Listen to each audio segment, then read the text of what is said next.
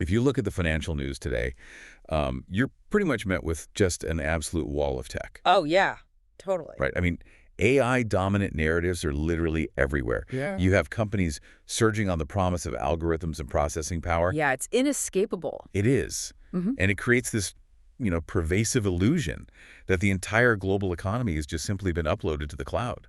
Which, honestly, it creates a massive blind spot for a lot of people. Exactly. The obsession with generative models and server capacity, it really obscures the physical reality of how goods are actually manufactured, moved, and consumed out in the real world. And that physical reality, the hidden nuts and bolts economy, that's exactly our focus today. Yeah. We are unpacking a stack of sources for you for this deep dive.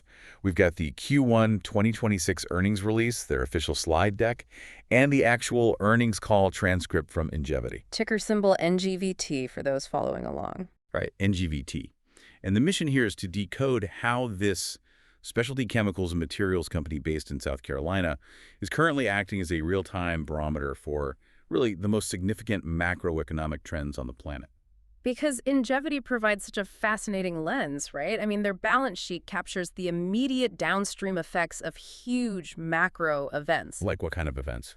Well, things like the expiration of government tax credits, the operational reality of global supply chain disruptions, and just the physical constraints of heavy industry in general. Right. And for you listening, don't worry. We are going to bypass the dense 8K filings and just get straight to the mechanisms driving this company. Please do. No one wants us reading an 8K out loud. Definitely not.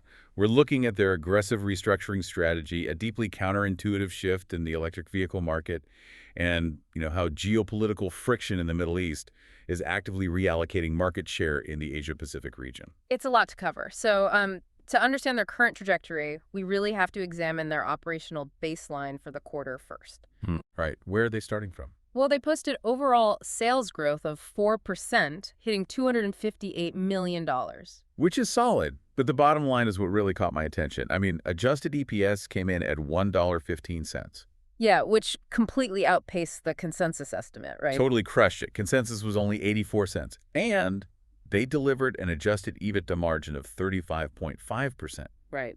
But, those strong top-line numbers are actually happening while the company is intentionally shrinking its physical footprint. Yeah, it's an interesting dynamic. They're executing what management calls a portfolio simplification strategy. Okay, let's unpack this. Because I look at this strategy like, I don't know, cleaning out the garage to make room for the Ferrari. That's a good way to put it. But wait. They are actively selling off pieces of the business that generate revenue, but their EPS still jumped 14%. I mean, how does shrinking the company lead to better margins? Well, you have to look at what they're actually shedding. They are structurally dismantling the more volatile segments of their legacy business. Okay, give me an example. So in January, they finalized the sale of their North Charleston CTO refinery and the bulk of their industrial specialties product line.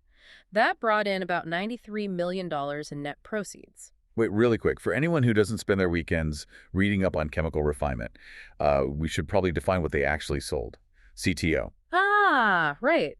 CTO is crude tall oil. Crude tall oil. Yeah, it's this dark, viscous byproduct of the wood pulping process. Oh, wow. And for decades, Ingevity's legacy business involved taking that pine-based CTO, refining it, and fractionating it into chemical compounds. And those are used in things like, what, industrial lubricants and adhesives? Exactly. But the problem with that business model is the feedstock. Your raw material supply is entirely tethered to the global paper industry. Oh, I see. So if paper mills slow down production. Your supply of crude tall oil shrinks, and your input costs absolutely skyrocket. It introduces this massive, uncontrollable variable into your cost of goods sold. Which is basically just importing volatility into your balance sheet. Precisely. And they didn't stop with the refinery either. In April, they finalized the sale of Ozark Materials. That's their road markings product line, right? Right. They sold that to PPG for about $65 million. And they're also openly shopping their Advanced Polymer Technologies unit, ATT, aiming to close the sale by the end of the year. It's funny you mentioned the road markings, divestiture, because I think that's a perfect case study in why they are restructuring. Oh, absolutely. Because in Q1, before that sale to PPG even closed, the road marking segment saw sales drop by 10%. Right, which drag everything down. Yeah, that drop in volume completely crushed their asset utilization. Yeah. When you have heavy manufacturing facilities running below capacity, your fixed costs just eat your profits alive. Yeah, the math gets ugly I mean, fast. that segment posted an EBITDA margin of just 1%. Right, which is why I like your garage analogy. I look at this strategy like a chemical distillation process. Oh, with that. They're basically applying heat to the business, boiling off the volatile, low-margin impurities to leave behind a highly concentrated, stable compound. But, shrinking the top-line revenue to boost the bottom-line EPS, that requires the remaining core business to operate with immense efficiency. And that concentrated core, that Ferrari in the garage, is their performance materials segment. Okay, so this is the sweet spot. Yeah. By shedding the cyclical drag of road markings and the feedstock volatility of that CTO refinery, they are forcing the market to focus on an incredibly lucrative industrial engine. And the numbers back that up. Performance Materials, or PM, drove $155.4 million in Q1 sales. That's a 6% year-over-year growth. And the standout metric there is the margin. Oh, yeah. This segment operated at a 59.2% EBITDA margin. Wait, nearly 60%? Yeah, we are talking about physical carbon materials achieving profitability metrics that usually rival, like, enterprise software. That's insane. A 59% margin in heavy materials indicates severe pricing power, right? Right. It means they have a highly specialized product that competitors just cannot easily replicate or undercut. Exactly. And the primary catalyst driving that pricing power, it directly contradicts the prevailing automotive narrative. Here's where it gets really interesting, because for the last 5 years, the market consensus just assumed a linear, uninterrupted transition to pure battery electric vehicles. Right. Everyone thought EVs were going to completely take over. But Ingevity is capturing record margins because consumers are aggressively pivoting away from pure EVs and adopting hybrid vehicles instead. The timeline here is critical to understand. The heavy government EV tax credits expired in late Q3 of 2025. Oh, right. And without those subsidies artificially depressing the upfront cost of a pure EV, consumer behavior shifted rapidly. Because suddenly the EVs were significantly more expensive. Right, and buyers started really confronting the reality of charging infrastructure gaps and range anxiety, which pushed them toward the middle ground of hybrid engines. But wait, mechanically, this presents an interesting puzzle.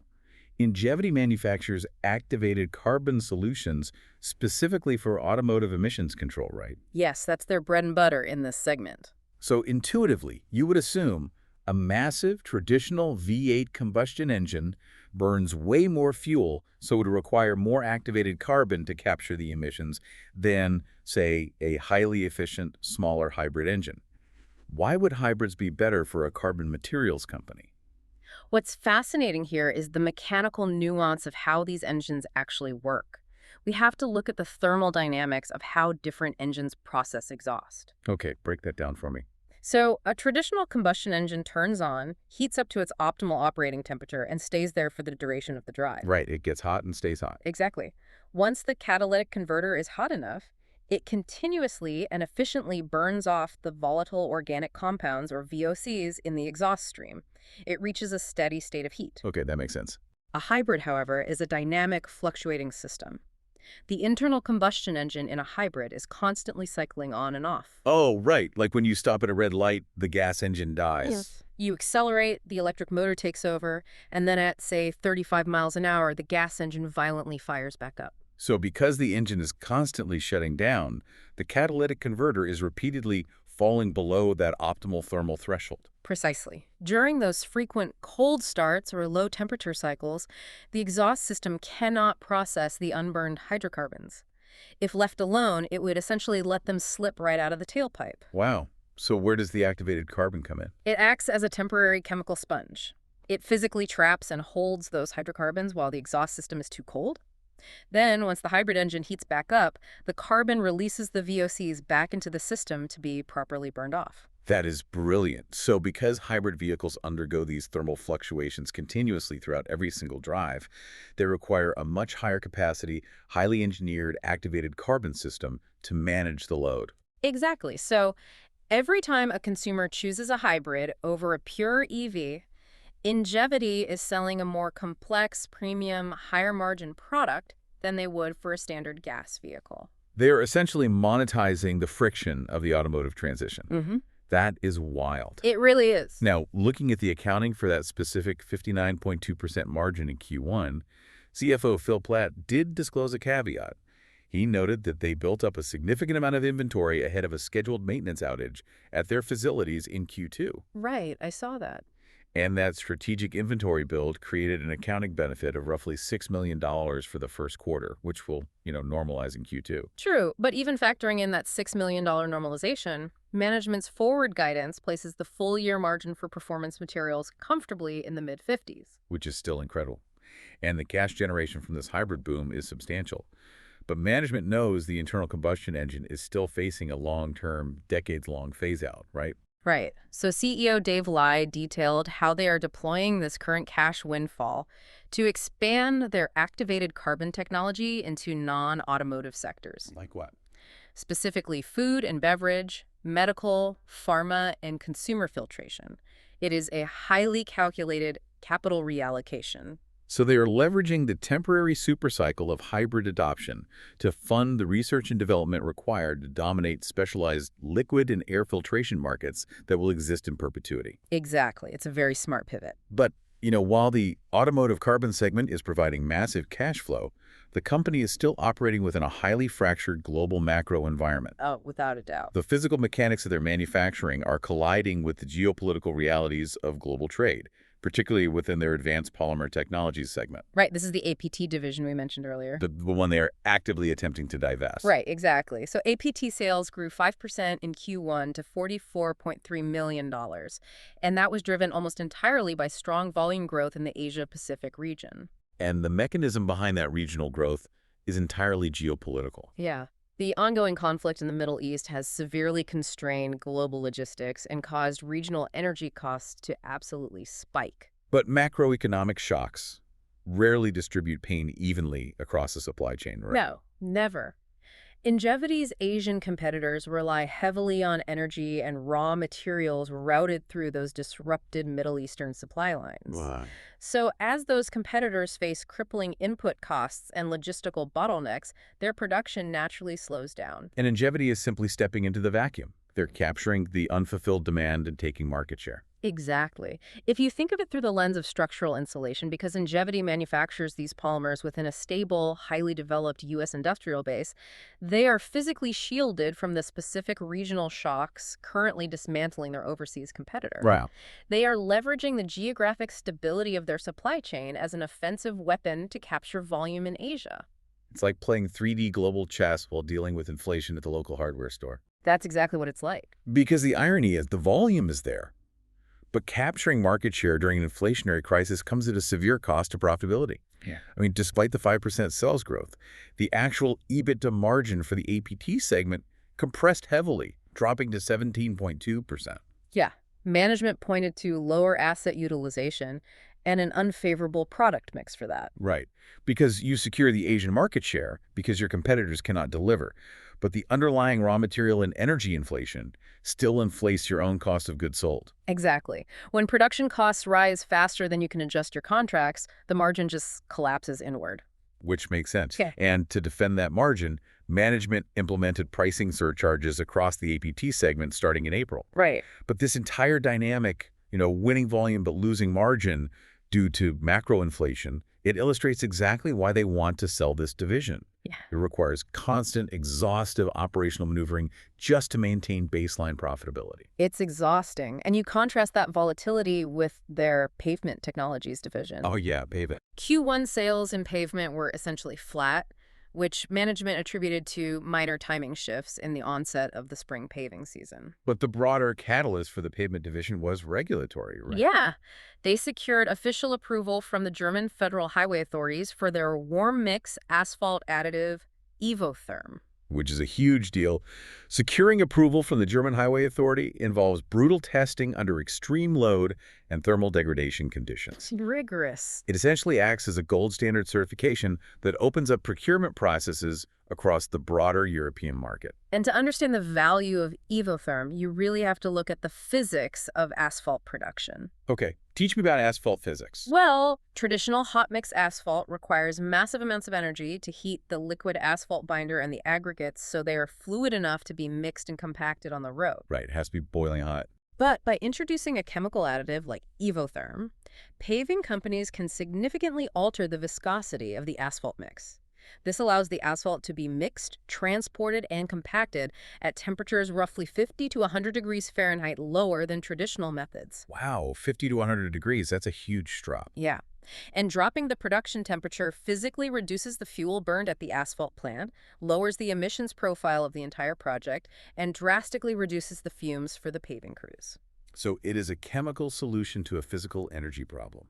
That's incredible. It really is. So we have mapped out a company capturing massive margins in automotive carbon, fighting through supply chain inflation in polymers, and pushing chemical innovations in heavy infrastructure.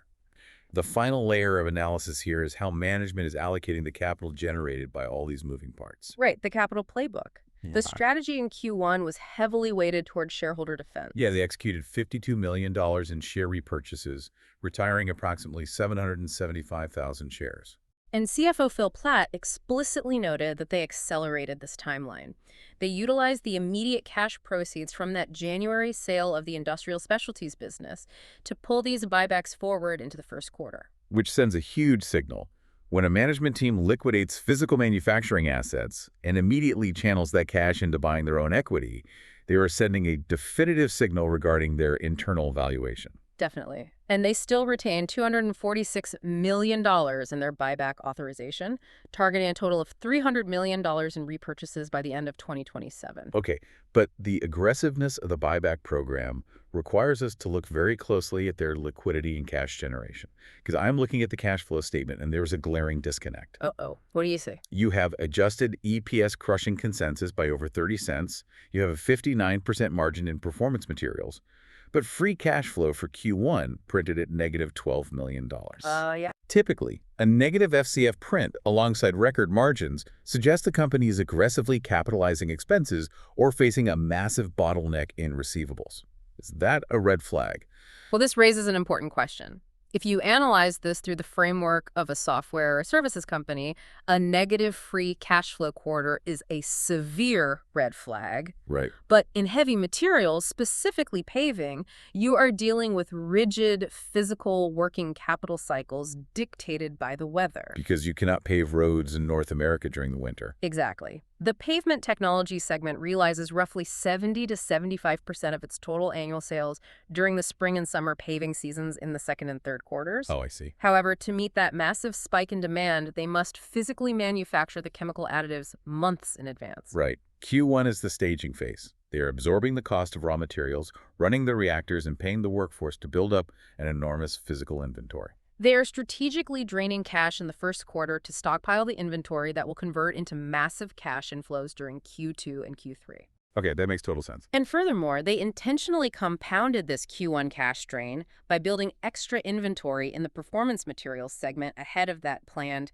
Q2 factory shutdown we talked about. Got it. So the negative $12 million free cash flow is not a structural cash burn. It is just the physical cost of winding the spring. Exactly. It's a feature, not a bug.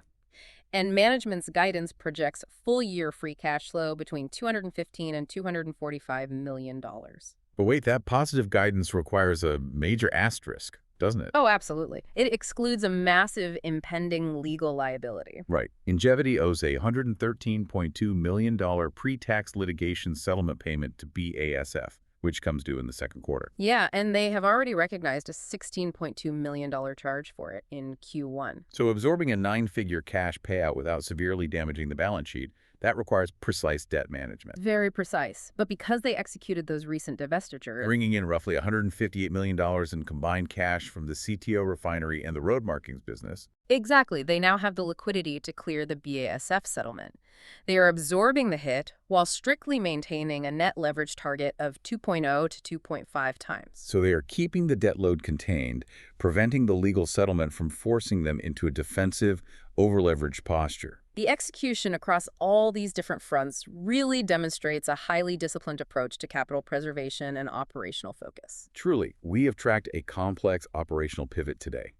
I mean, Ingevity is systematically shedding volatile, low-margin segments to isolate a highly profitable core. Right. And that core is currently capitalizing on the intricate thermal dynamics of hybrid engines. capturing the specific mechanical needs of this transitionary automotive market. And simultaneously, they are weaponizing their stable U.S. manufacturing base to capture market share in Asia as global supply chain disruptions cripple their overseas competitors. And they're backing up those operational maneuvers with a defensive financial playbook, using divestiture cash to aggressively buy back equity and clear massive legal hurdles without sacrificing their leverage targets. It fundamentally challenges the prevailing market narratives about where true value is generated in the modern economy. It does.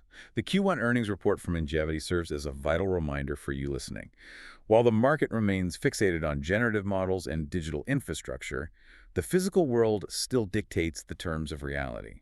And it leaves you with a critical question to consider. As capital continuously floods into the tech sector, chasing the promise of artificial intelligence, could it be that the most accurate, reliable bellwethers for the true state of the global economy are actually the companies engineering the invisible ingredients? I love that. The activated carbon capturing the fluctuating exhaust in your hybrid vehicle, or the chemical additives altering the thermal properties of the pavement on your highway. These are the hidden mechanisms that keep the physical world running. It is a phenomenal perspective. The underlying mechanics of our infrastructure may lack the glamour of a tech launch, but they remain the absolute foundation upon which everything else relies. Keep analyzing the physical realities behind the balance sheets, keep exploring the mechanisms that drive these industries, and always keep questioning the world around you.